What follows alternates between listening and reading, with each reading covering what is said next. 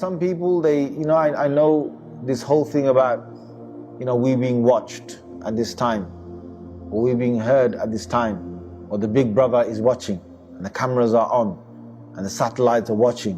And I think the youth, they get really sort of passionate about, the secret services, and the Illuminati, and this and that, and whatever there is. The young, love this because it's something which is, secret. Anything that is secret, human beings love it. And on top of that, when you have a secret, powerful thing, then it's even more intriguing to know about that, to talk about that. All you've got to visualize, all you've got to go back to is the Quran talking about the time of Fir'aun. Fir'aun, he had men on every corner. No Banu Israel, no person of the followers of Musa alayhi salam, none of them could say anything, do anything without a soldier seeing it.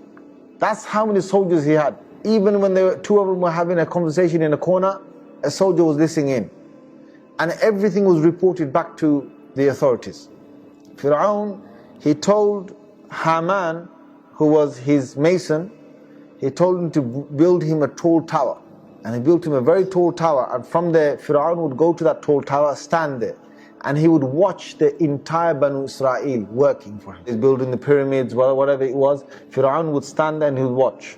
And Fir'aun was able to also keep an eye on them through his magicians. See, he had sorcerers who used to tell him things were going on. Regular meetings he would have, he would call them over and he would say, okay, what do you guys see? Like fortune tellers. And that's how he found out that Musa alayhi salam was going to be born. And one of the intervals he had with them is that these sorcerers said to him that there's going to be, a young boy that will be born in your kingdom this particular year, and that boy, if he lives, he's going to destroy your kingdom. Fir'aun thought, okay, I'm going to wipe out one generation, and all the boys that are born this year, wherever you find them, kill them. How this works? Can you imagine? One whole year.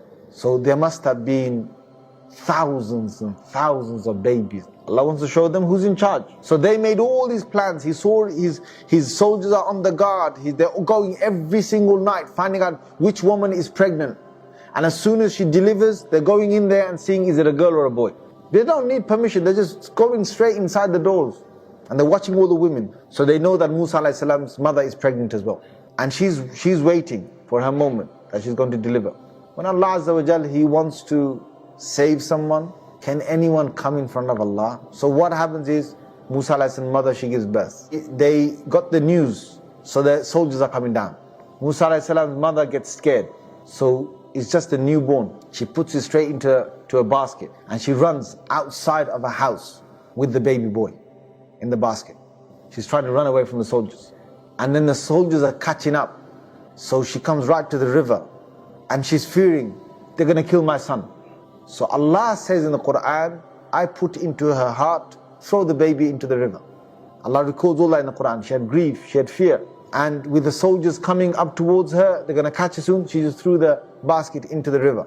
If they wanted to see what she threw, they're going to be looking at the river with where the current is flowing, right? So the soldiers are now looking at the way the current is flowing, and there's nothing there. Because Allah took the basket against the current upwards. The water is flowing downwards, and Allah took the basket upwards. Because Allah wants to take it to one place. Now look at it, when Allah wants to do something, who are the Illuminati? Who in the world are these Freemasons and these? So the basket now moves upwards. Now Allah wants to give it to particular people. So what does He do? He makes, at that moment, He makes Fir'aun and his wife Asya, they come out for a walk. So they're walking. And Allah brings both of them right to the river bank. And they're walking along the river bank. They're having a nice day, nice stroll. Suddenly, this basket comes all the way up to the river bank and gets stuck at a tree. So then Asya, she runs and she sees that there's a basket. She picks the basket up and there's a newborn baby. Newborn boy. What did Fir'aun say for all the boys for this whole year? She said, Fir'aun, me and you, we don't have children. No one knows which boy is this. It's lost boy. So can you please just have mercy on this boy? We'll make this our own child. And we'll tell everybody this is our son. Now he's thinking, one out of thousands and thousands and thousands and thousands of boys. What's the chance of this one being the one that ruins my kingdom? Almost next to nothing. Allah says, وَأَلْقَيْتُ عَلَيْكَ مَحَبَّةً مِّنِّي. He says, O Musa, your love, I put it into Asiya, I put it into Fir'aun. And Allah says, okay, Fir'aun, you wanted to kill him? Okay, I'm going to make you nurture him. I'm going to make you clothe him. I'm going to make you give him water and love him and play with him. I'm going to make you do that. I'm going to make you like his father. So now he says, okay, let's take him. So he takes him. Now, when he takes him, now Asiya, she's never had children, so she's got no milk. The women in the palace, none of them are breastfeeding. And Musa was crying, young baby. He's crying. Firaun's going mad. He says, come bring these, bring one of these women who's got milk and feed him. So all the women, a lot of women come, one after the other. Whichever one gives her breast to Musa salam, he's not taking it. Now he's not taking any single woman's milk. One after the other, one after tens and tens of coming. Firaun's thinking, what kind of kid have I brought here? Inside Bahrain. But Asiya is not letting Firaun do anything to this kid. She wants to keep the kid. So there's got to be a way. Now suddenly there's a little girl there. Who is this little girl? This girl is Musa alayhi salam's sister.